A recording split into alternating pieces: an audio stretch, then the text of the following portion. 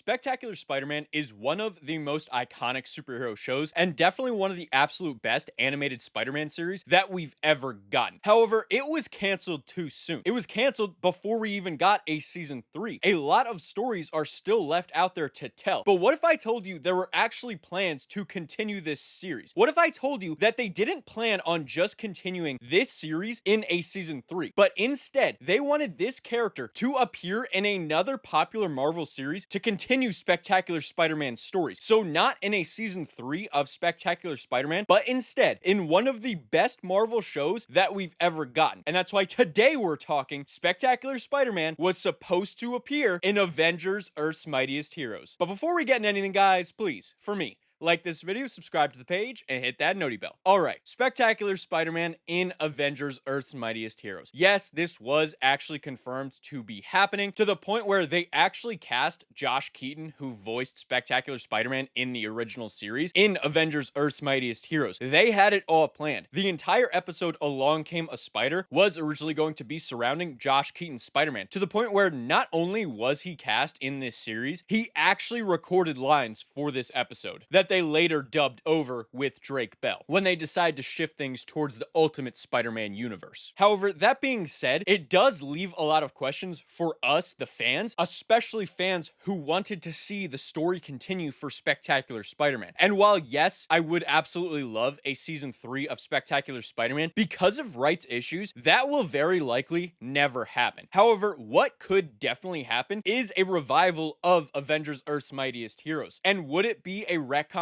for them to insert Spectacular Spider-Man into this series? Yes, absolutely. Would it be a retcon that most fans would accept? Yes, I absolutely believe that to be the case. However, what if they didn't need to do a retcon? What if instead season 2 of Avengers Earth's Mightiest Heroes just went with their original plans? Those plans being to have Spectacular Spider-Man continue his story. And while certain story beats aren't out there confirmed, we can speculate based on what happened in Spectacular Spider-Man and also what was planned for season 3, not to mention what we know already happened in Avengers Earth's Mightiest Heroes season 1, and then what eventually came to be season 2 of that series. So we know that Spectacular Spider-Man was going to do some type of time skip after the events of the finale of season 2. This would have shown us a version of Peter Parker that is about halfway through college, so this would have been a slightly aged up version of Spider-Man, and think a Spider-Man version that is probably closest to Spider-Man 1994. And if any of you have followed me on this channel for any time at all, you will know that is by far and away my favorite version of Spider-Man. So even the thought of us getting Spectacular Spider-Man in that aged up version would be really, really cool for me personally. But going in on some of the different story details, we could have actually gotten a much more fleshed out story because we would be dealing with an established character. You see, the Along Came a Spider storyline was a really good episode. It was one of my favorite episodes in Avengers Earth's Mightiest Heroes because we saw Captain America and Spider-Man working one-on-one together. And this was at a very pivotal point for the character of Captain America. The Skrull invasion just happened. Everyone feels very betrayed by Captain America. Public perception for Captain America is by far and away at its lowest it has ever been. However, the very interesting dynamic this episode in particular sets up is between Spider-Man and Captain America, because public perception for Spider-Man, for the most part, is normally very bad. J. Jonah Jameson absolutely hates Spider-Man, and that is continued in this very episode. However, it is much more in a broad sense, because this is a version of Spider-Man we don't have any backstory for. But if, hypothetically, this was Spectacular Spider-Man, we would have 2 full seasons with this character. We would know why public perception is perhaps the way it is. And what if, after season 2 ended the way it ended, what if somehow Spider-Man was blamed for the death of Norman Osborn? Because, as we know, in that final climactic battle, Norman Osborn hypothetically died. Now, I say hypothetically because he is revealed to be alive. However, no one else knows that. Everyone in the world, including his own son, believes him to be dead at the hands of Spider-Man. And we see this hatred start to grow for Harry Osborn in the final moments of the final episode of season 2. So if hypothetically this public perception gets shifted to where most people are starting to assume that Norman Osborn's demise actually came at the hands of Spider-Man, and maybe they didn't even know that he was the Green Goblin, and maybe they just think that Spider-Man offed this incredibly important CEO and someone who was known as a father, as Harry Osborn was pretty well known by the entire city. Then that leaves us with a lot of context around why the public still hates Spider-Man. However, it also gives us a look into the mindset of this version of Spider-Man when he meets Captain America. Because although we do get some really great interactions between the version of Spider-Man we do get with Captain America and them talking about public perception and how you can't let it affect you, in this instance, we don't have any personal connection to Spider-Man. And in addition to that, we don't have any insight into any personal trauma that he has gone through. All we know is that the public doesn't like him and it really bothers him. However,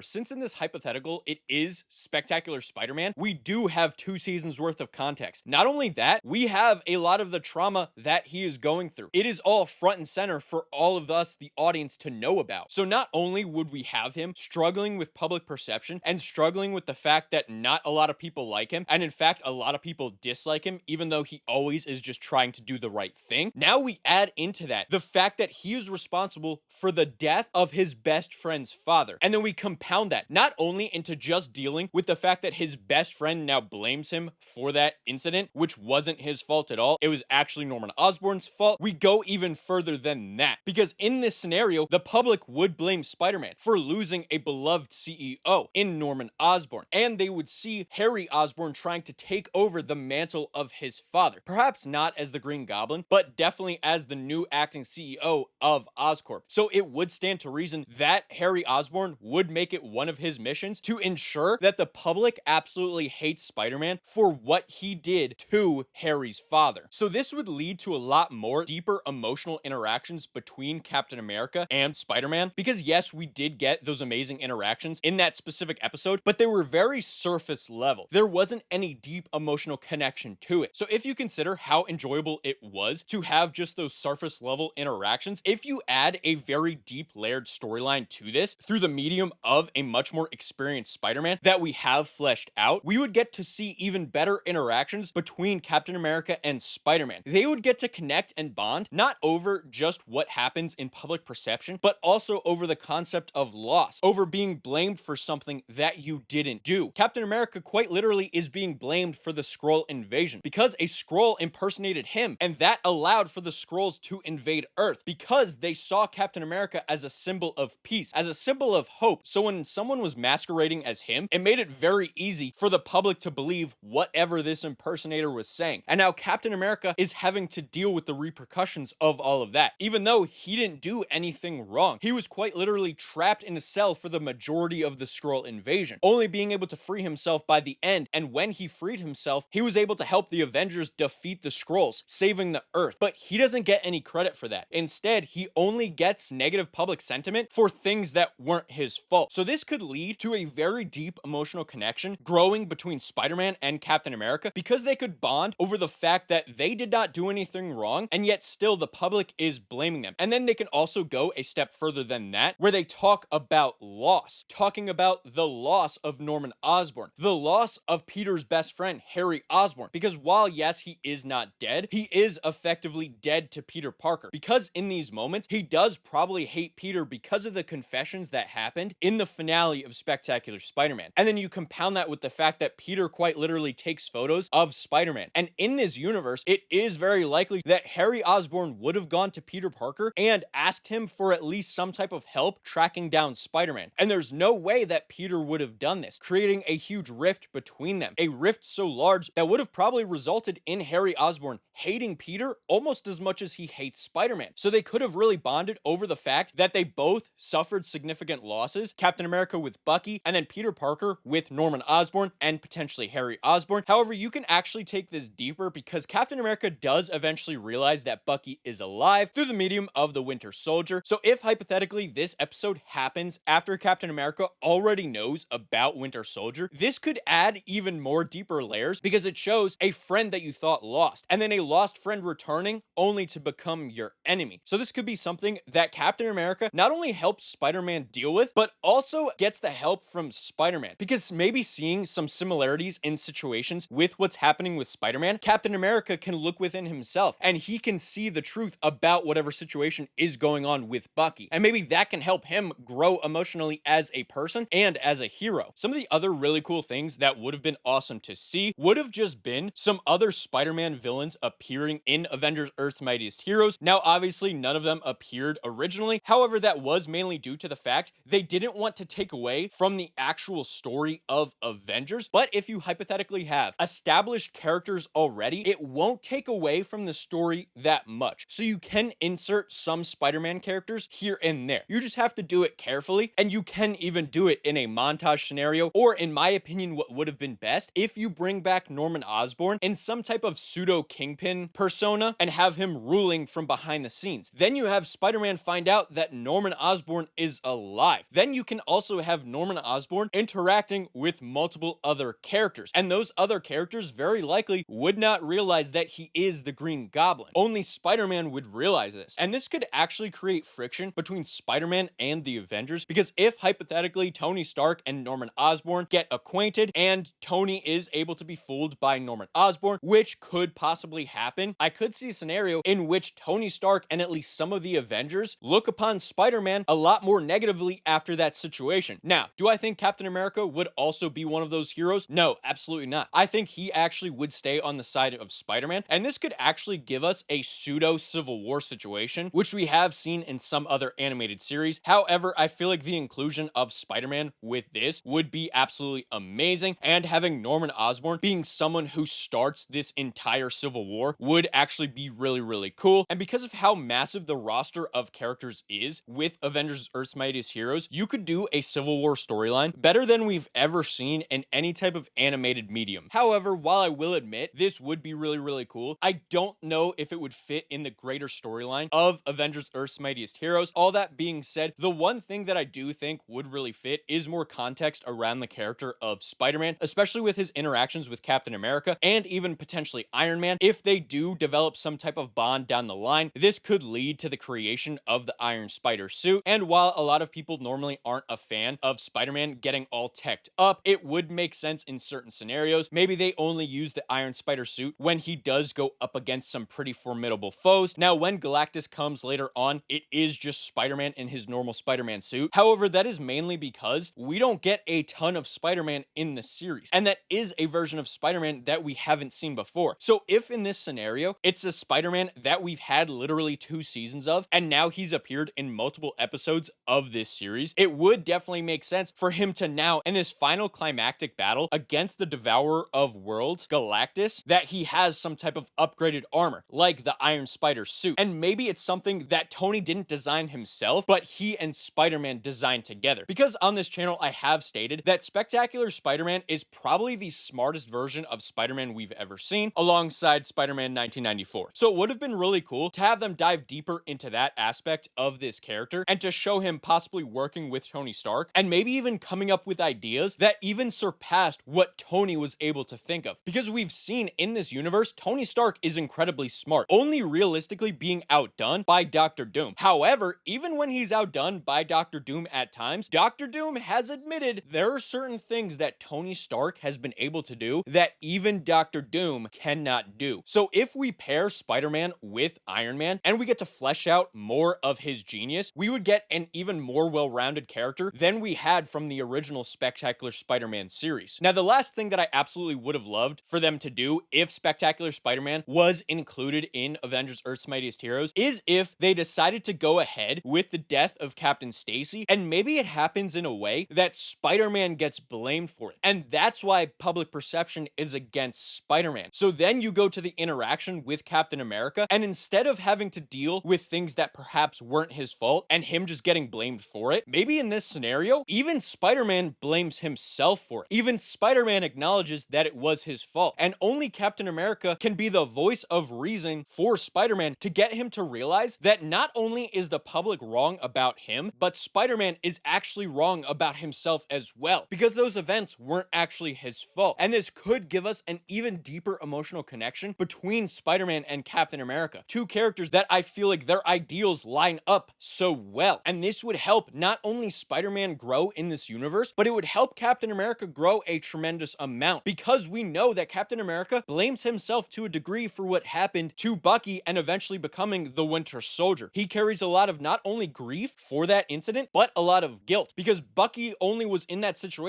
because Cap wasn't able to do his job efficiently enough. That is the mindset Captain America has. So him not only helping Spider-Man go through this guilt and deal with all this grief that he has built up, but also be able to deal with and confront all his own conflicting emotions from the past and all his past failures that he perceives as his greatest mistakes. This would lead to some of the best character interactions and best character arcs that we ever got in Avengers Earth's Mightiest Heroes. And that's really saying something, because I always have said that Avengers Earth's Mightiest Heroes is one of the best depictions of a Marvel Cinematic Universe. So if we can actually enhance that in any way, it would probably put this show on the level of a universe like the DCAU, which to me is the absolute pinnacle of perfection. But that's what adding Spectacular Spider-Man would have really done, because we would have so much more context for this important character. He wouldn't just feel like a side piece in this epic story. He would feel like a main part of it. He would feel like he helped build up the entire universe. And then when you go back and rewatch, every episode of Spectacular Spider-Man would feel like a building block to the story that would eventually become Avengers Earth's Mightiest Heroes, a very connected universe, something Justice League Unlimited strived to do and achieved. So all in all, would I have preferred this? Yes, absolutely. I personally think it would have enhanced not only Avengers Earth's Mightiest Heroes, but also Spectacular Spider-Man, because even if we never get a season 3, we would have still gotten certain storylines that really needed to be fleshed out continued in this series. So we would have seen a lot of conclusions to a lot of storylines that were set up in season 2 of Spectacular Spider-Man, while also helping to contribute to the greater world of Avengers Earth's Mightiest Heroes in an even better way. But I'm interested to hear from all of you guys. Would you have liked if it was Spectacular Spider-Man instead of the Spider-Man we got in Avengers Earth's Mightiest Heroes? Or are you happy with what we got? Let me know in the comments below. And while you guys are down there, please, for me, like this video, subscribe to the page, and hit that noti bell. And I'll see all of you in the next video. Goodbye.